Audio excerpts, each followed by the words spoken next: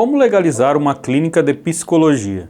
Eu sou Johan Lima, da Master Contábil. Se você é psicólogo ou está se formando no curso de psicologia e vai começar a prestar os seus atendimentos e tem dúvidas de como legalizar a sua clínica, acompanhe este vídeo comigo.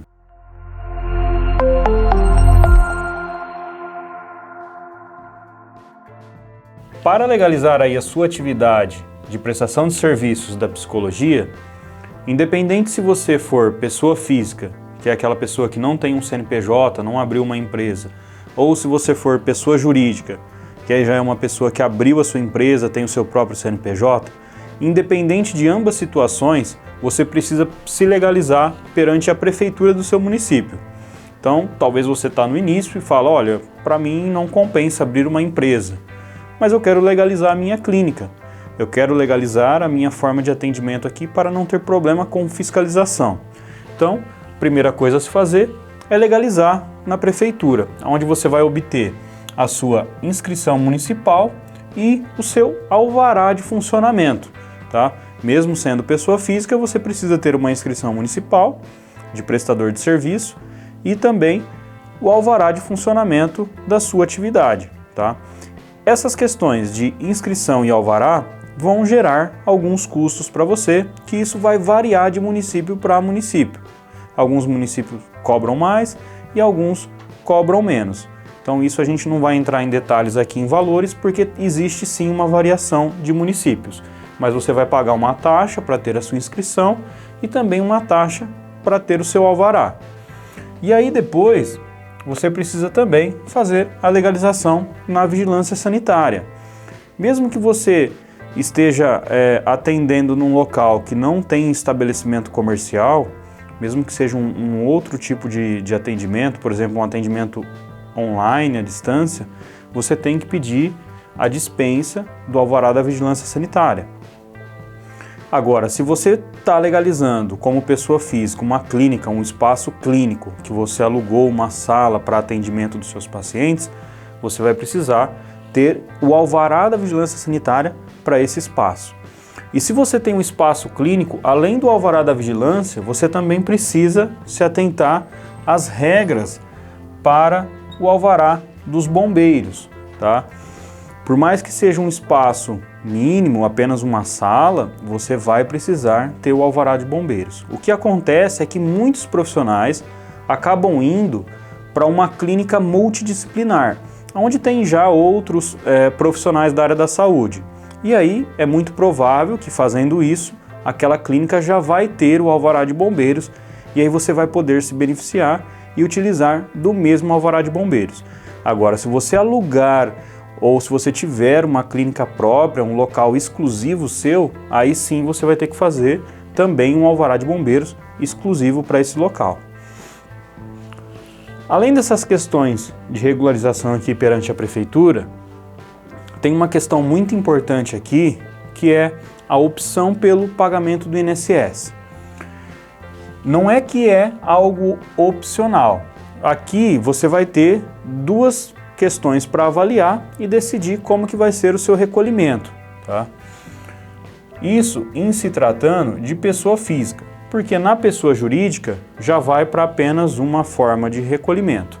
Agora, se você é pessoa física e ainda não tem a sua empresa, você vai poder optar por recolher 11% sobre o salário mínimo, que hoje o salário mínimo atual é de R$ 1.320, então vai dar algo em torno de R$ 145, ou você vai pagar 20%, que é uma alíquota maior, limitado ao teto. O que seria isso limitado ao teto? O INSS ele estabelece um teto para os profissionais liberais, profissionais autônomos, recolher essa alíquota de 20%, então é um limite. O profissional que fatura abaixo de 7.500, ele vai pagar os 20% somente sobre aquele valor que ele fatura. Então vamos supor, um profissional que fatura R$ 5.000 e ele é pessoa física. Ele vai pagar essa alíquota de 20%, se ele optar, então ele vai fazer 20% sobre os 5.000. Já um profissional que está faturando R$ 10.000, como que ele vai pagar? Ele vai pagar os 20% sobre os 10.000? Não. ele vai pagar os 20% somente até R$ 7.507,49, que é o teto, que é o limite atual do INSS. Esse limite ele muda todo ano, conforme sobe o salário mínimo, ele também vai tendo um reajuste. Então, se você opta por pagar aqui os 20% e você estiver recebendo aí acima do limite, você vai ter uma despesa com o INSS de aproximadamente R$ 1.400.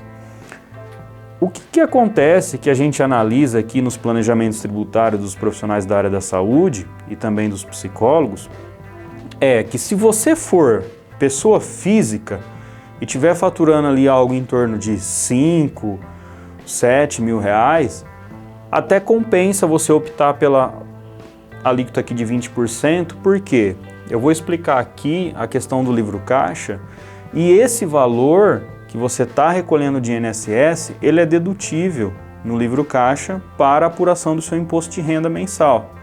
Então, acaba que você pagando um pouco mais de INSS, só que aí você vai utilizar esse cálculo para fazer a dedução do seu do INSS para chegar na base de cálculo do imposto de renda e você vai pagar menos imposto de renda. Então é melhor você contribuir um pouco mais com o INSS, porque isso depois conta para a sua aposentadoria ou caso você precise de algum benefício do INSS e você paga um pouco menos do imposto de renda. Agora, para quem já é pessoa jurídica, já vai direto para esse regime de 11%, só que aí é 11% sobre o que for definido de prolabore, que eu também já vou explicar.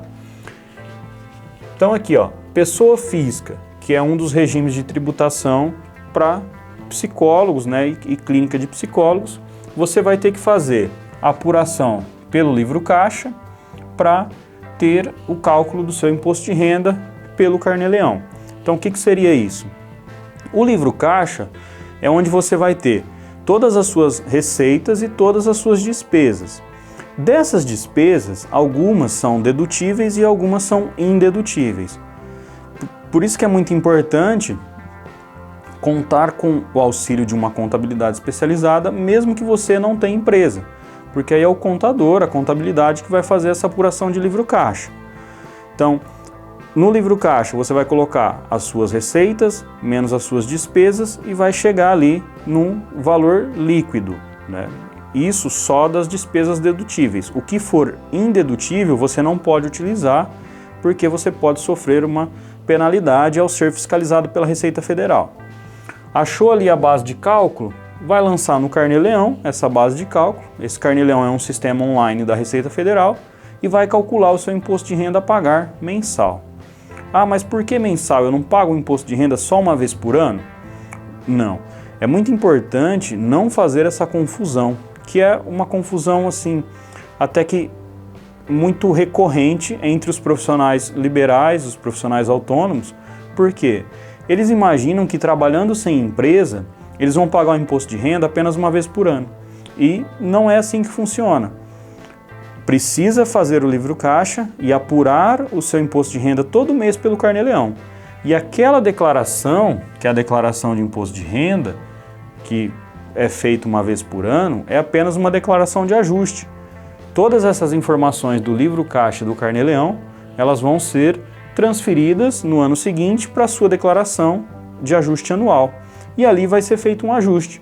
Se você pagou mais, você restitui.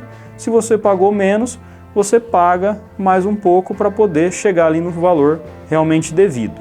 Então não faça essa confusão de que se você não tem empresa, você vai pagar imposto de renda apenas uma vez por ano. Não é bem assim, você tem que pagar todos os meses e no ano seguinte fazer apenas a declaração de ajuste. Já para o regime PJ, que é o pessoa jurídica, aquele profissional da psicologia que decidiu abrir a sua empresa, viu que já compensa, já fez um planejamento tributário e falou, olha, eu vou abrir a minha empresa. Aqui, geralmente, nos planejamentos tributários que nós fazemos para os profissionais da psicologia, para um faturamento de R$5.000 para cima, né, eu faturo 5 mil ou mais por mês, já compensa muito ter um CNPJ, porque a economia é muito grande na questão da apuração e pagamento de impostos. Porque aqui você vai ter pelo Simples Nacional, com uma estratégia tributária de fator R que nós utilizamos aqui para os nossos clientes, que é totalmente possível perante a legislação atual, você vai pagar uma alíquota reduzida de 6%. Já na pessoa física, você tem o INSS, que você acaba ali meio que tendo que optar pelos 20% para ter uma redução do imposto de renda, mas mesmo assim o seu imposto de renda pode chegar a 27,5%. E aqui apenas 6%. Então, por isso que a gente faz os cálculos e para quem fatura de R$5.000 ou mais por mês, compensa muito ter uma empresa, ter uma pessoa jurídica. E aí um detalhe aqui na pessoa jurídica, que também é importante a gente deixar registrado, é que a partir do momento que você, profissional da psicologia, abriu a sua empresa para prestar esses serviços da psicologia, você vai precisar registrar essa empresa também no Conselho. Isso é uma regra interna do Conselho Federal de Psicologia, onde todos os profissionais da psicologia que constituem um CNPJ, eles precisam registrar também lá esse CNPJ, além do registro que você já tem como pessoa física com o seu CPF. Tá? E isso, lógico, vai gerar uma anuidade para você pagar ali referente a esse CNPJ. Só que todos esses custos a gente utiliza para fazer o nosso planejamento tributário, onde a gente só indica para o cliente que ele deve abrir uma empresa se realmente compensar para ele financeiramente.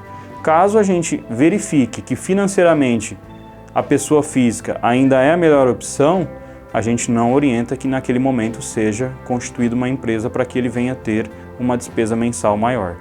Então, se você é profissional da psicologia e ainda tem alguma dúvida ou quer solicitar o seu planejamento tributário para verificar de acordo com o seu momento se você precisa ou não ter uma empresa para economizar com o pagamento de impostos, comenta aqui nesse vídeo ou através da descrição do vídeo, vou deixar aqui o nosso contato de WhatsApp, pode entrar em contato e falar diretamente com um de nossos contadores, que nós teremos o maior prazer em lhe atender. E se você gostou desse vídeo, curte, compartilhe com seus amigos da área da saúde, para que eles também possam ficar cientes de que eles podem sim economizar e legalizar a sua clínica. Master Contábil, aqui começa a sua empresa.